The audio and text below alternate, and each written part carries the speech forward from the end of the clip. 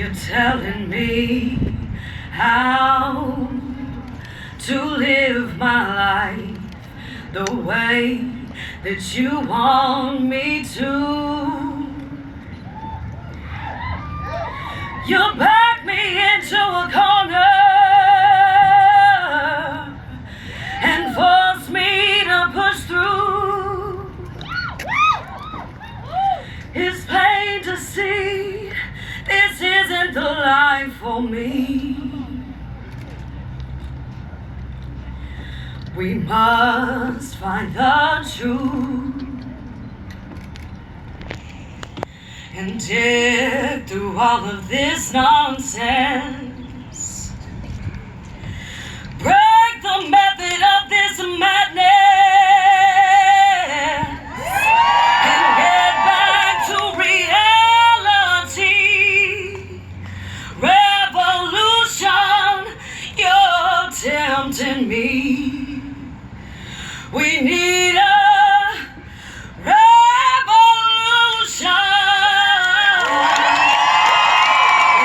Stand up for our rights. Gotta have a resolution. Come together and fight. Who can we turn to? Does anyone understand? Let's get back to the basics. Take back the upper hand. Let us formulate a plan. People out in the streets, standing up for what they believe. Our decisions have become obsolete. Back off my liberty.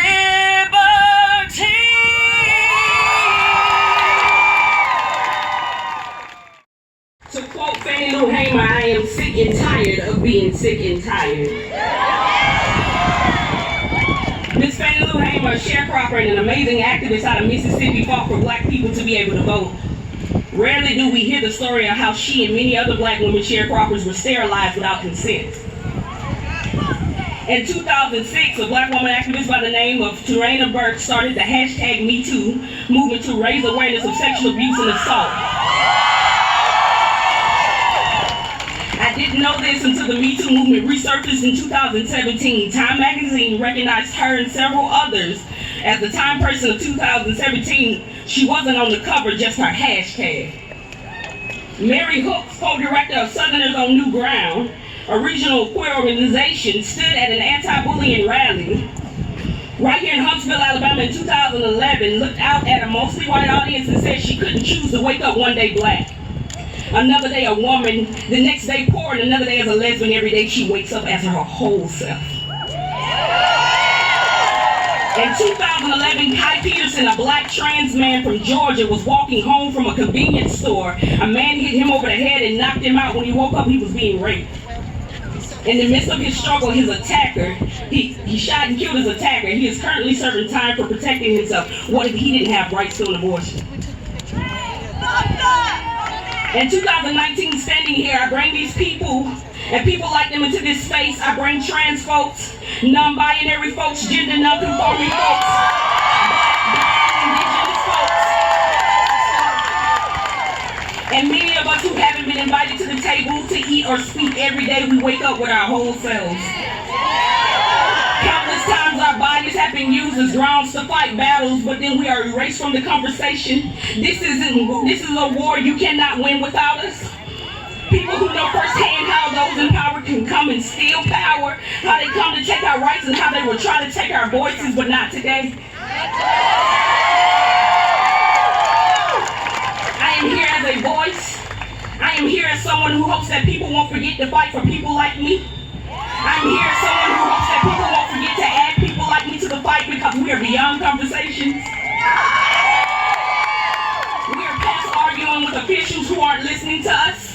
Officials who don't see us. We're past just voting folks out. We have to tear the damn system down. They'll be out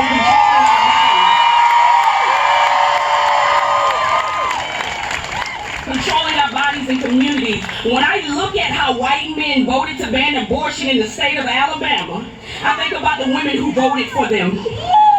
I think about their wives. I think about the version of loyalty and solidarity they are teaching their children to pass on to their children. Generational curses they would probably call their Christian duty. I think about our governor, a woman who didn't just sign the bill, but she signed over her respect in the blood of people she claims not to see.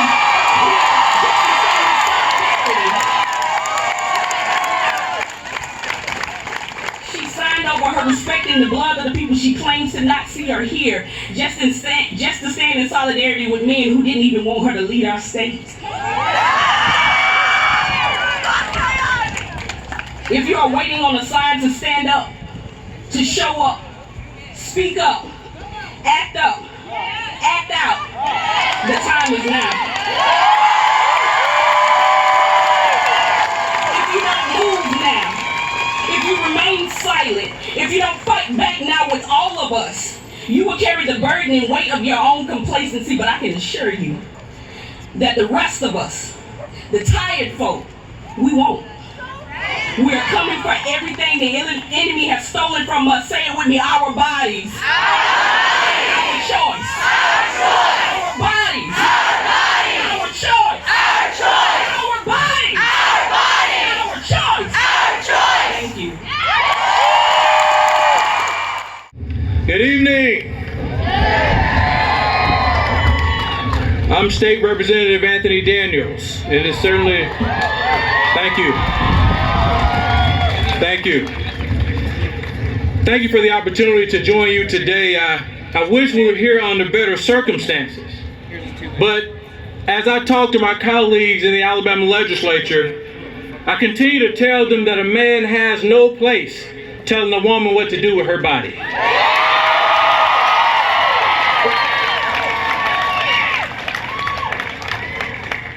A woman's right to choose is constitutionally protected human right. Almost 50 years ago, Roe v. Wade, we shouldn't have to continue this fight 50 more years, but we will. In case you don't know, I am the person that offered the amendment in the Alabama House of Representatives to protect rape and incest. Unfortunately, it was voted down. But right now, you need to know that there's another bill on the floor of the House of Representatives on Tuesday that infringes on a woman's right to choose further. This bill is being sponsored by Jenny Shaver. And so, as we continue this fight to protect a woman's right, we have to pay close attention to what's going on in the Alabama legislature.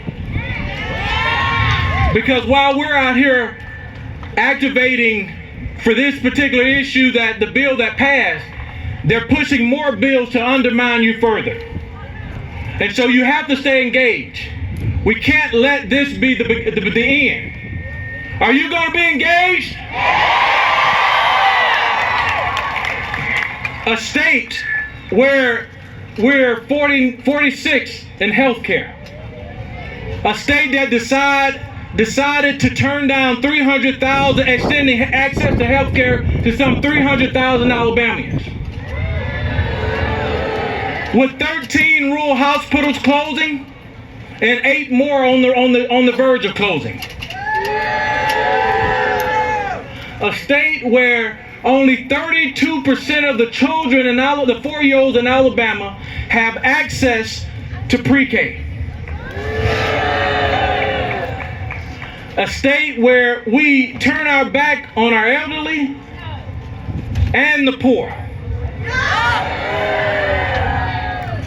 We cannot continue to go backwards in Alabama. But the only way that we're going to move forward as a state is that you stay engaged in the process. My expectation is that you find friends and family members in yourselves sign up for training programs to run for public office. Whether it's at the city council level or the state house or even the governor's mansion. Because this issue is not going away unless you make your voices heard. I'm extremely impressed with the crowd that we have today, but I will be more impressed if we take this to the State House.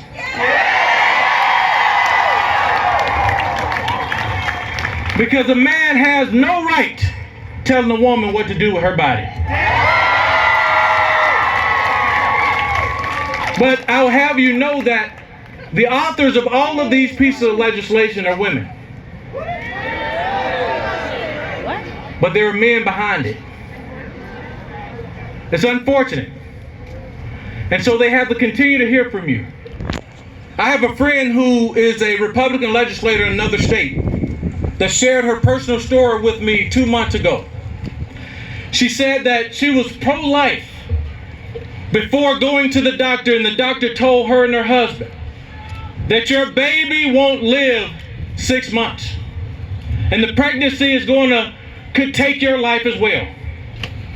He said, I'm giving you 2 weeks to make a decision. And so what started out as a decision between this woman and her doctor. Every night she was crying, every morning she was crying, not knowing what to do and praying. And so it was a week that passed by that she didn't have to make that decision because it was a decision between her and God. And she had a miscarriage. And so it's stories like that is the reason that we're fighting to make certain that we value and push pro-choice. It's stories like Miss Regina, who's here today, is 92 years old, that was interrogated several years ago when she had a miscarriage. We talk about being pro-life, but they're not pro-life, they're pro-birth. Because they only care about the child while they're in the womb. Because if they did, we will have 100% access to pre-K in this state. There's some 300,000 people that I talked about will have access to Medicaid expansion. And if you're really pro-life, why are you also pro-electric chair? And so we cannot allow them to take that word pro-life because they're only pro-birth. And so as I close, what I want to say to you, me and my colleagues will continue to fight. We will be on the floor of the House of Representatives on Tuesday from 1 to midnight, fighting each and every hour.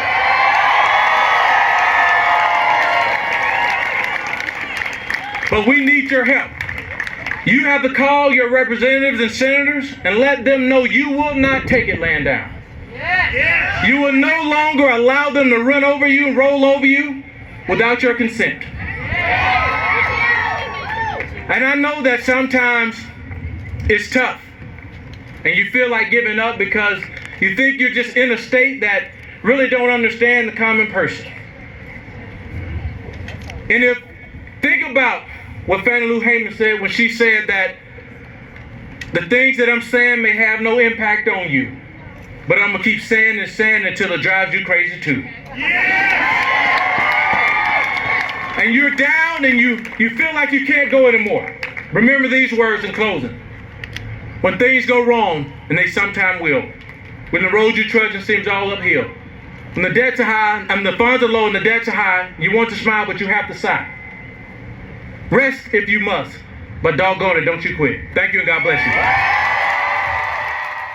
My name is Elizabeth Shannon, and I am here on behalf of the Alabama ACLU.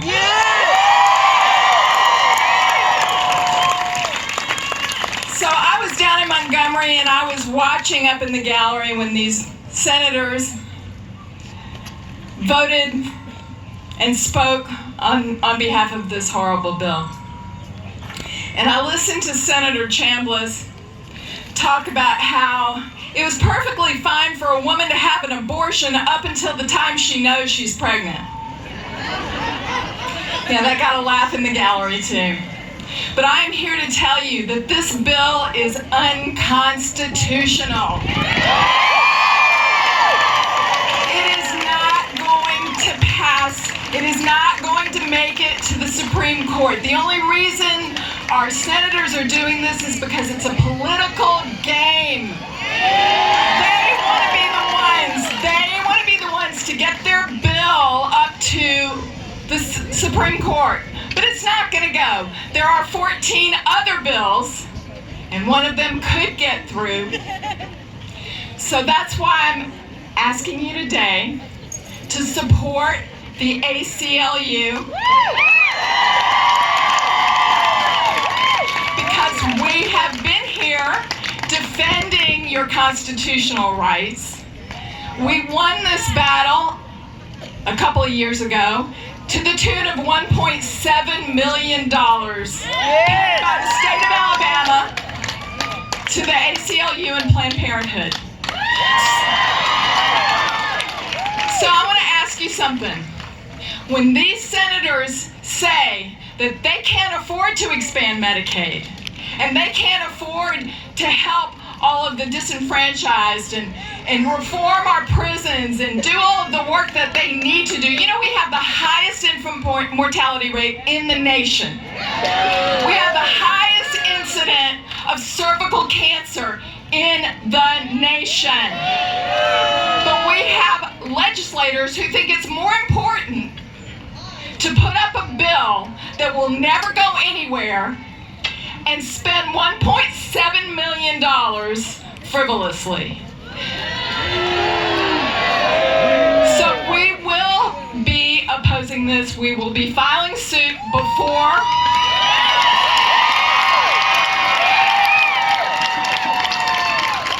November 15th, when this 6 months is up. So thank you for coming out, and we appreciate all the help you can give. Thank you so much.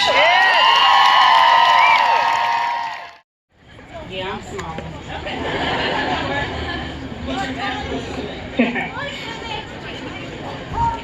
It's a whole lot more than y'all out here than I thought.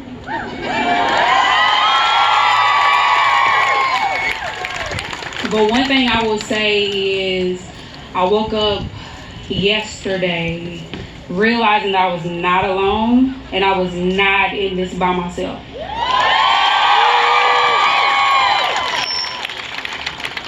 I spoke with my husband about this, and this is something that him and I have talked about a lot. You know, it's crazy that as a woman I have to make sure I don't take the trash out at night. I make sure I have to walk with my phone in my pocket and my keys tucked between my fingers. It's crazy that when I go get gas, I literally have to make sure there ain't no dudes outside so I can get in and get out. It's crazy that on Wednesdays I can shoot for free. And it's crazy that 24/7 I have a Glock 43 tucked in my pants. I'm here on behalf of Indivisible, but I'm going to be representing somebody else. Just like TC, which I thank you for saying what you said. I'm here today not as a woman, but as a black woman.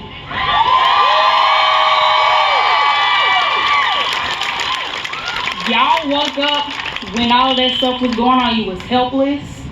You was hopeless. You were empty. The shit hurt. And it's crazy. But the messed up thing about it is I wake up like that every day. I've never had a voice. I've never had a platform.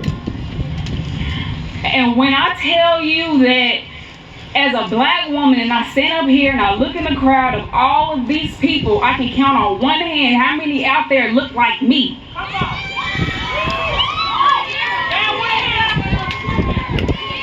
As a black woman, this is not something that's new to me. This is easy. This is really easy. I was born into this. When I was in elementary school, I I sat behind this, I sat in front of this little white boy who, I was real cute that day, had a bun in my hair, and he wrote me a letter. I was hyped, because I said I got my first love letter, even though he's white, it's cool. First love letter from a boy while I'm in school, and I was really excited. I opened it up. Mind you, I'm in the 6th grade. It was a picture of a monkey on the porch.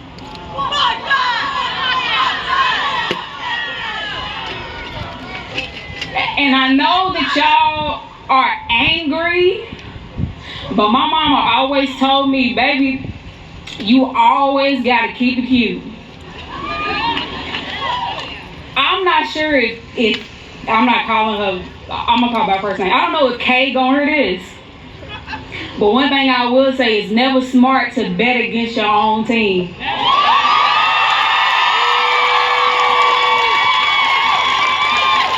So I know everybody's upset, everybody's angry, and everybody's pissed off. But one thing I learned, that when my mama put her hair in a ponytail, I was in trouble.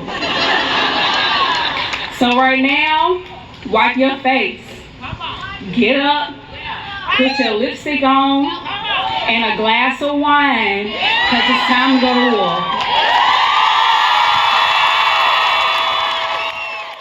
So happy to see so many other like-minded men and women here today. Kudos to all you amazing men here supporting women's rights. Seeing all of you makes me feel so strong. My name is Jackie McGill, and I would like to talk about why I feel so strongly about the passing of this bill. The day after it passed, I found my mind flooded with thoughts about something that happened to me. All I could think about was when I was raped at the age of 14. This is something I try to never think about. This is something I thought I had closure on 7 years later after attending the funeral of the man that did this to me. But all this brought it swimming back to the surface. I thought I was past it. The night terrors about it stopped in my early 20s. It was 19 years ago. But again, all I could think about was that day. It was October. He was the first boy I'd ever dated, and he was the first boy I'd ever kissed. Well, he wasn't a boy, he was a man. He had recently turned 18. I told him I wanted to go slow, and I thought he would listen. I thought we were just gonna make out. And it started like that, but before I knew it, he was on top of me. And I couldn't get him off. He was strong. I kept moving back until I couldn't go further. I hit a wall. I begged and I pleaded, please stop, please no. And he didn't. So I started screaming and he put his hand over my mouth. I cried because I was terrified and the pain was unbearable. I looked up at the sky and I prayed that it would be over soon. When he was done, he looked at me and he said, I better get you home before you bleed all over the place. I could use a lot more details that I'm sure would make you feel more shocked. But you know what is more shocking to me? The fact that if the worst thing that's ever happened to me resulted in a pregnancy, and it happened 6 months from now, when this bill goes into effect, that I wouldn't be able to terminate it. To all the people that support this bill, that says there's no exceptions for rape or incest, I really want to paint a picture in your mind, if I haven't already. Can you imagine having to carry a product of the worst thing that ever happened to you? And I say that not to disparage anyone in any life, but that is how I felt and I would have felt now. Can you imagine? Sorry.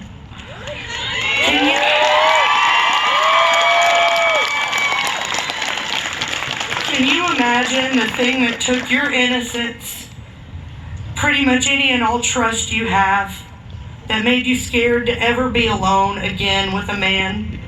Can you imagine looking at your child and telling them that their father held their mother down and took her against her will?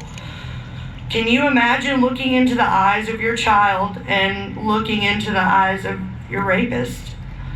No child deserves that. No child. No. I urge you so strongly to think about things like that. What if it was your daughter?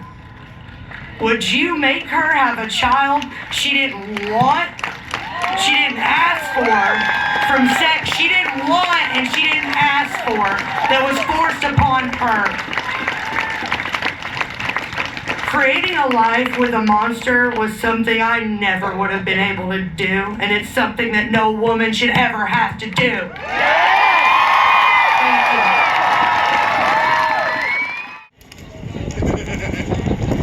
Hi, my name is Kelly Ann Sparks-Berger, and I had a message that I wanted to convey to every man who thinks that they have a divine right to our bodies. I was not made from your rib. I was not made for you. I was not put on this earth to serve you, to cater to you, to comfort you, to succeed to you, or to be your faithful companion, a simple-minded pet that you reward with good behavior with some flowers. I was not made from your rib. I was made from the dirt you step on, the dirt you build on, the dirt you dig up and move, the dirt you wash off your clothes, the dirt you so carelessly throw your trash on, assured that someone else will clean up the mess. I am not here to complete you. I am here to complete me. I am not your rib. I am not your possession. I am not your conquest. I am not your picture show. I am not your storage unit. I am not your babysitter. I am not some manic pixie dream girl here to save you from your dragging plot line. I am not your crusty teenage sock. I was not made from your rib. I was not made to be your obedient helper. I am not a happy foot soldier in my own subjugation. I was not made to be imprisoned in a garden, thoughtless and compliant. I have eaten that apple and I will share with whoever wants a bite.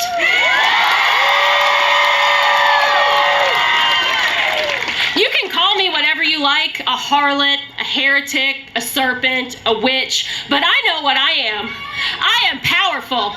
I am educated, and I am unashamed to look anyone in the eye and tell them that I choose my own destiny. I am wild, I am worthy, I am free, and I did not come from your rib.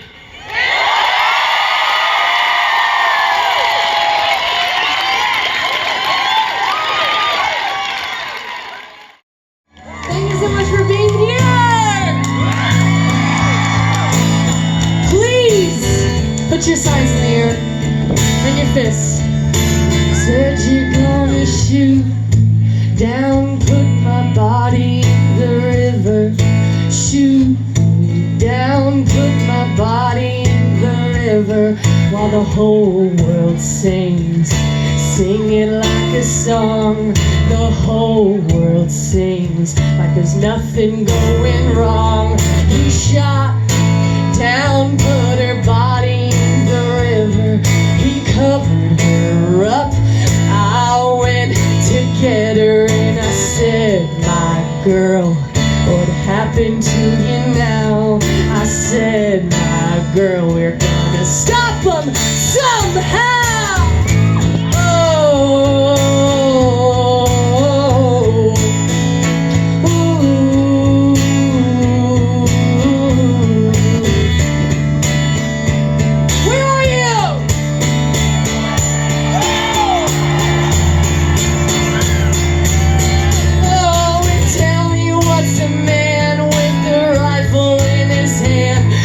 Do for a world that's so so sick and sad.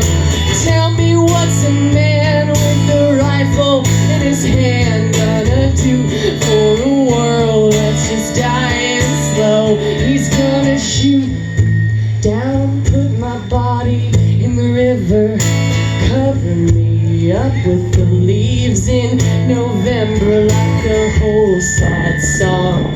You've heard it all before. Well, Delia's gone. We're settling the score.